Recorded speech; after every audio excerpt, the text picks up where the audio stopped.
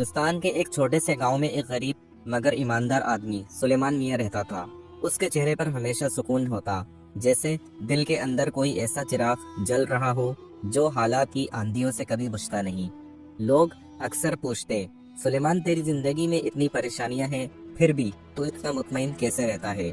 وہ صرف مسکرا کر کہتا، میں ہر کام بسم اللہ سے شروع کرتا ہوں، باقی میرا رب سنبھال لیتا ہے۔ گاؤں کے لوگ اسے دیوانہ سمجھتے تھے، مگر جو بھی اس کے پاس بیٹھتا عجیب سی ٹھنڈک محسوس کرتا۔ اس کے پاس کوئی خزانہ نہیں تھا، مگر دل ایسا کہ جیسے دنیا بھر کی دولت اس میں سمیٹ دی گئی ہو۔ اس کی بیٹی ہنا کہتی، ابا کیا بسم اللہ واقعی اتنی طاقت رکھتی ہے؟ سلیمان میاں مسکرا کر جواب دیتے، بیٹی جس دروازے پر بسم اللہ لکھی ہو وہاں مصیبت بھی قدم رکھنے سے ڈرتی ہے، مگر قسمت کا امتحان سب کا ہوتا ہے۔ ایک دن گاؤں میں خبر پھیلی کہ ملک صابر، گاؤں کا سب سے بڑا زمیندار، اس کا قیمتی سونا چوری ہو گیا۔ شک کی انگلی سیدھی سلیمان میاں پر اٹھائی گئی، کیونکہ اس دن وہ اس کے گھر کے پاس سے گزرا تھا۔ گاؤں والوں نے بات بڑھا دی، سلیمان حیران رہ گیا، میں نے کسی کا کچھ نہیں لیا، مگر کون سنتا ہے؟ حالات بگڑتے گئے۔ ملک صابر اور اس کے آدمیوں نے دھمکی دی، سلیمان سونا واپس کرو ورنہ جیل جانے کے لیے تیار ہو جاؤ۔ اس نے پرسکون لہجے میں صرف اتنا کہا، بسم اللہ، میرا رب مجھے بچائے گا، میں بے گناہ ہوں۔ وہ مطمئن تھا، مگر اس کی بیٹی ہنا کے دل پر بوجھ تھا۔ اس کی آنکھیں خوف سے بھر گئیں۔ ابا اگر انہوں نے آپ کو لے لیا؟ سلیمان نے صرف ہاتھ اس کے سر پر رکھا اور بولا، بیٹی جو بسم اللہ کہتا ہے اسے کوئی نقصان نہیں پہنچا سکتا۔ اگلی صبح پورے گاؤں میں شور تھا۔ ملک صابر نے اپنے آدمیوں کو حکم دیا کہ سلیمان کو پکڑ لایا جائے۔ ہنا روتی رہی، لیکن سلیمان پھر بھی سکون سے وضو کر کے گھر کے دروازے سے باہر نکلا۔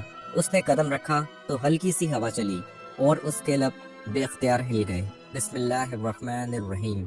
بس یہی وہ لمحہ تھا جس نے پوری کہانی کا رخ بدل دیا۔ جب وہ چوک پر پہنچا تو وہاں ایک ہجوم پہلے سے موجود تھا۔ سب اس کی طرف یوں دیکھ رہے تھے جیسے وہ چور ہو۔ گاؤں کا ایک نوجوان اکرم بولا، سلیمان تو نے ایسا کیوں کیا؟ تو سب کو نیکی کی باتیں کرتا تھا۔ سلیمان نے غمگین مگر مضبوط لہجے میں جواب دیا، میں نے کچھ نہیں لیا اکرم، صرف بسم اللہ نے مجھے ہمیشہ بچایا ہے، آج بھی بچائے گی۔ ملک صابر کے سامنے لایا گیا تو وہ غصے سے کانپ رہا تھا، اپنے گناہ کو مان لے سلیمان۔ سلیمان نے سر اٹھا کر پورے سکون سے کہا، اگر میں چور ہوں تو میرا رب مجھے رسوا کرے گا، اگر میں بے گناہ ہوں تو سچ خود سامنے آ جائے گا۔ اس کے الفاظ میں ایک عجیب یقین تھا، ایسا یقین جو اکثر لوگوں کو خوفزدہ کر دیتا ہے۔ اسی دوران ایک بوڑھی عورت ہاپتی ہوئی بھیڑ میں داخل ہوئی۔ اس کا نام زہرہ بی بی تھا۔ وہ گاؤں میں حکیمہ تھی اور سب اسے عزت دیتے تھے۔ وہ چلائی، رکو مجھے کچھ کہنا ہے۔ سب خاموش ہو گئے۔ اس نے ملک صابر سے کہا، جو سونا چوری ہوا ہے کیا وہ تم نے نئے نوکر کو دکھایا تھا؟ ملک نے حیرت سے کہا، ہاں، مگر تم یہ سوال کیوں پوچھ رہی ہو؟ زہرہ بی بی نے گہری سانس لی، وہ لڑکا کل رات میرے پاس آیا تھا، اس کا پیٹ خراب تھا۔ اس نے کہا کہ اسے چوری کے خوف سے نیند نہیں آ رہی۔ یہ سنتے ہی ہجوم میں کھلبلی مچ گئی۔ سب نے کہا، اس کا مطلب چور وہی نوکر ہے؟ ملک صابر کے چہرے کا رنگ اڑ گیا، اسے اپنی جلد بازی پر شرمندگی محسوس ہوئی۔ ملک فوراً اپنے آدمیوں کو لے کر نوکر کے کمرے کی طرف بھاگا۔ دروازہ توڑا گیا تو اندر افراتفری پھیلی۔ بستر کے نیچے سے ایک کپڑے میں لپٹا ہوا سونا برآمد ہوا۔ گاؤں والوں نے حیرت سے ایک دوسرے کی طرف دیکھا۔ سلیمان واقعی بے گناہ تھا۔ ملک صابر نے غصے اور افسوس میں چیخ کر کہا، سلیمان کو فوراً میرے پاس لاؤ۔ سلیمان میاں جب واپس چوک کی طرف آئے تو گاؤں والوں کے چہرے شرمندگی سے جھک گئے تھے، کوئی آنکھ اٹھا کر اس کی طرف نہیں دیکھ پا رہا تھا۔ ملک صابر آگے بڑھا، اس کے قدم لڑکھڑا رہے تھے، سلیمان میں نے تم پر بہت بڑا ظلم کیا، مجھے معاف کر دو۔ سلیمان نے نرم لہجے میں کہا، اللہ سب کو معاف کر دیتا ہے، میں کون ہوں روکنے والا؟ ہنا اپنے ابا کی طرف بھاگی اور روتے ہوئے ان سے لپٹ گئی۔ سلیمان نے اسے سینے سے لگایا، دیکھا بیٹی، بسم اللہ نے پھر ہمیں بچا لیا۔ لوگوں نے پہلی بار سلیمان کے اندر کی روشنی کو سمجھا۔ اس روز گاؤں کے آدھے لوگ پہلی بار بسم اللہ کہہ کر گھروں کو لوٹے، مگر کہانی یہیں ختم نہیں ہوئی۔ جب سب لوگ واپس جانے لگے تو ایک عجیب واقعہ ہوا۔ وہ نوکر جو چوری کر کے بھاگنے کی کوشش کر رہا تھا، گاؤں کے باہر والے کنویں کے قریب بے ہوش پڑا ملا۔ اس کے ہاتھ میں کاغذ کا ایک پرانا ٹکڑا تھا اور اس پر لکھا تھا، میں نے یہ چوری اس لیے کی کہ زندگی بھر میری محنت کی کوئی قدر نہ ہوئی، میں غلط تھا۔ نیچے ایک جملہ کسی اور ہاتھ کی لکھائی میں شامل کیا گیا تھا، جس نے بسم اللہ کو تھاما ہو اس کا رزق کوئی نہیں چھین سکتا۔ سب حیران رہ گئے، یہ دوسری لکھائی کس کی تھی؟ نوکر کے ہوش میں آنے پر اسے بتایا، رات ایک سفید کپڑوں والا بزرگ میرے خواب میں آیا۔ اس نے کہا کہ چوری واپس کر دے ورنہ انجام برا ہوگا، اور ساتھ یہ جملہ لکھ کر مجھے دے گیا۔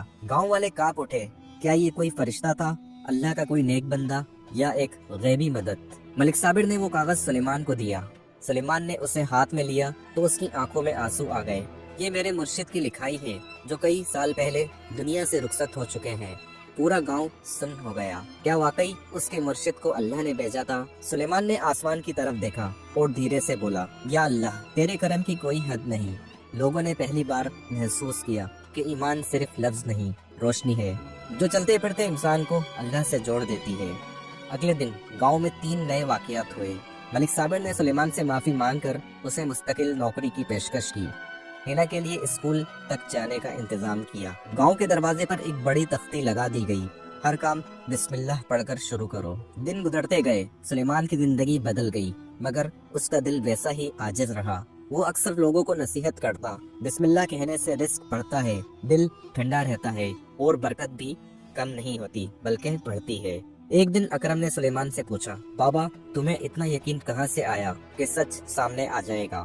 سلیمان نے مسکراہٹ کے ساتھ جواب دیا، بیٹا، جو ہر کام بسم اللہ سے شروع کرے، اللہ اس کا انجام خود خوبصورت بنا دیتا ہے۔ ملک صابر بھی بدل گیا۔ وہ پہلے سخت دل آدمی تھا، مگر اس دن کے بعد اس کے لہجے میں نرمی، آنکھوں میں رحم اور دل میں خوف خدا آ گیا۔ وہ اکثر کہتا، سلیمان، تو نے مجھے وہ سبق سکھایا جو میں دولت سے نہیں سیکھ سکتا تھا۔ گاؤں کی فضا بھی تبدیل ہو گئی۔ لوگ بات بات پر جھگڑنے کے بجائے اب بسم اللہ کہہ کر کام شروع کرتے۔ عجیب سکون پھیل گیا تھا۔ ہر دروازے کے اوپر، ہر دکان کے بورڈ پر اور ہر چولہے کے کنارے سب جگہ یہی لکھا ہوتا، بسم اللہ۔ سلیمان میاں ایک شام دریا کے کنارے بیٹھے تھے، ہوا میں خنکی تھی۔ ہینا نے پوچھا، ابا، یہ ساری برکت صرف بسم اللہ سے آئی؟ سلیمان نے کہا، ہاں بیٹی، جب انسان اپنے رب کا نام لے کر چلتا ہے تو اللہ راستے خود بنا دیتا ہے۔ اسی لمحے گاؤں کا وہی نوکر جو چوری کرتا تھا آیا اور سلیمان کے قدموں میں بیٹھ گیا۔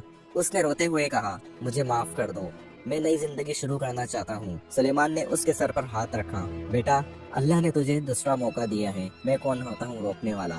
وقت گزرتا گیا۔ سلیمان میاں کی کہانی پورے علاقے میں پھیل گئی۔ لوگ دور دور سے آ کر اس سے دعائیں لیتے، نصیحت سنتے اور حیران ہوتے، ایک معمولی آدمی میں اتنی روشنی کیسے؟ سلیمان مسکرا کر صرف ایک بات کہتا، روشنی بسم اللہ میں ہے، مجھ میں نہیں۔ سالوں بعد بھی جب کوئی مصیبت آتی، گاؤں والے کہتے، بسم اللہ پڑھو، سلیمان میاں والا معاملہ یاد ہے، اللہ کیسے بچا لیتا ہے۔